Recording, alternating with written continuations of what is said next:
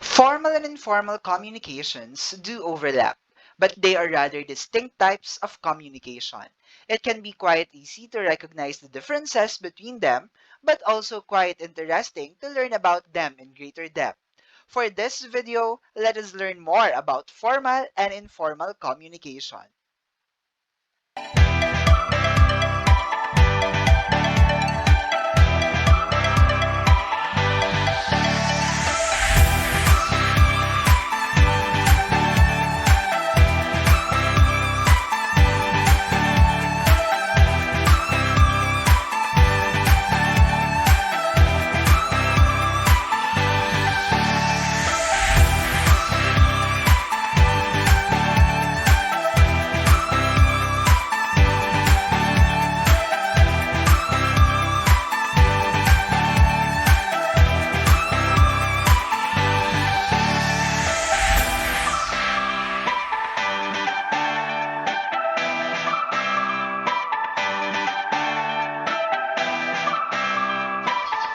This is English 10, and I am your teacher, Mr. Mark Christian I. Flores.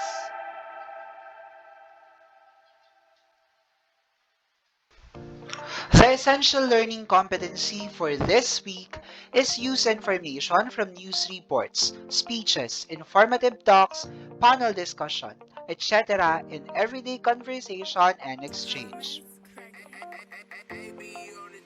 Good day, Guadans. How are you? Our lesson for today is all about formal words versus informal words. Let us start our discussion with formal communication. Formal communication is commonly used when writing essays for school, cover letters for job applications, and emails and letters for work correspondence. It also refers to the flow of official information through proper, predefined channels and routes. Formal communication follows a structure and chain of command. The structure is typically top-down from leaders in various departments and senior staff in the organization, which funnel down to lower-level employees. Employees are bound to follow formal communication channels while performing their duties. Formal communication is considered effective as it is a timely and systematic flow of communication. The following items below are using formal communication: memos, intranet, meetings, conferences, formal one-on-ones, bulletin boards, handouts, letters, presentations, speeches, notice boards, organizational blogs, emails from managers. Formal communication can sound rather complex and convoluted, but generally formal communication is governed by a chain of command and follows organizational convention. Within the organizational setup, formal communication can make up any of these forms. The first form is the downward communication. It represents the most stereotypical form of formal communication. Information flows from management level down to lower levels. It is the most common form of formal communication. Downward communication includes orders and instruction represented in oral or written formats. Reports, emails, letters, and manual communication are commonly used downward communication tools. The second form is the upward communication. It contains information which passes from subordinate levels up to the management and senior levels.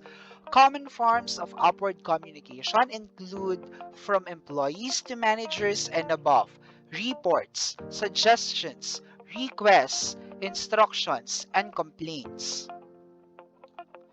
The third form is the horizontal communication. It refers to the communication between individuals who are at the same or similar level within an organization but have different areas of responsibility. Horizontal communication is slightly more fluid and dependent on cross-individual communication.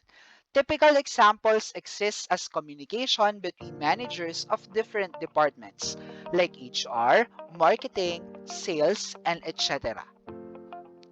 The last form is diagonal communication. It occurs when employees of different departments at different levels communicate with each other irrespective of the chain of command. Communication between a floor manager and a sales team is a prime example of diagonal communication. At this point, let us now discuss informal communication. Informal communication usually used when talking with friends, children, and relatives. It refers to communication which is multidimensional.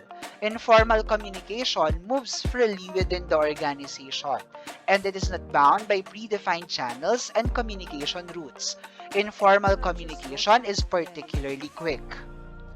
Informal communication is far more relational than formal communication and is by nature a very natural form of communication as people interact with each other freely and can talk about a diverse range of topics, often extending outside of their work duties. The first one is single strand. It is a form of informal communication wherein each person communicates with the next in a single sequence. The second one is cluster. It is a very common form of informal communication. In cluster, networks will receive information and choose to pass it on their cluster network or keep the information to themselves. Each individual will pass on the information to the next cluster network. The third one and the last one is the probability chain. It is simply as individual randomly tells another individual the same piece of information. But the big question is, what is the real difference between formal and non-formal words? We can use 5 aspects to differentiate the two: reliability, speed, consume time, information flow, and secrecy. The first one is reliability.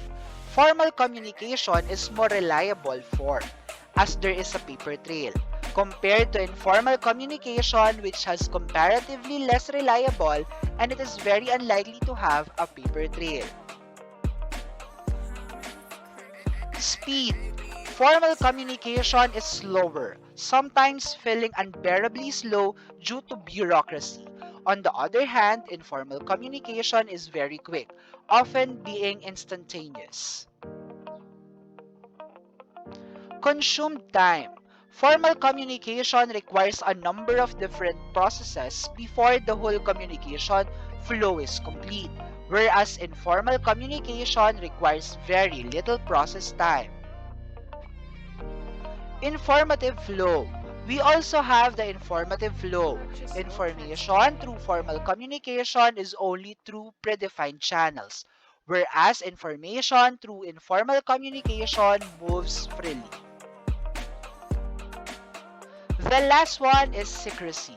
It is maintained with formal communication, whereas informal communication makes it hard to maintain full secrecy due to its reliance on individuals. Hope that you learned a lot today about the formal and informal communication. Just always remember that Sir Mark is always here to guide you. Once again, good day and thank you for watching. See you on next video. Bye!